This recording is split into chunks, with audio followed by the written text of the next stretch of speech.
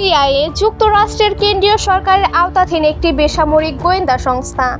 এদের কাজ হলো যুক্তরাষ্ট্রের জাতীয় নিরাপত্তা নিশ্চিত করা এবং বিদেশি সরকার সংস্থা ব্যক্তিদের সমন্বয়ে তথ্য সংরক্ষণ করে উচ্চ পদের নীতি নির্ধারকদের কাছে এসেই তথ্য সরবরাহ করা। সাধারণত কোনো গোয়েন্দা বাহিনীর গুপ্তচর নিয়োগ দেওয়া হলে গোপনীয়তা রক্ষা করে, তবে এবার সামাজিক যোগাযোগের মাধ্যমে গুপ্তচর নিয়োগে বিজ্ঞপ্তি প্রকাশ করেছে যুক্তরাষ্ট্রের গোয়েন্দা সংস্থা সিআইএ। গত 2 অক্টোবর বিজ্ঞপ্তি প্রকাশ করা হয় সামাজিক যোগাযোগের মাধ্যমে X, Facebook, YouTube, Instagram, Telegram ও লিঙ্কডইনে। সেখানে গুপ্তচর হিসেবে কাজ করার জন্য আবেদন করার আহ্বান জানানো হয়েছে। ইতিমধ্যেই বিজ্ঞপ্তিটি নিয়ে ব্যাপক আলোচনা সৃষ্টি হয়েছে। সেখানে স্পষ্টভাবে লেখা রয়েছে চীন, ইরান ও উত্তর কোরিয়ার গুপ্তচর নিয়োগ দেওয়া হবে। বিজ্ঞপ্তিটি মান্দারি, ফার্সি ও কোরিয়ান ভাষায় প্রচার করা হয়েছে।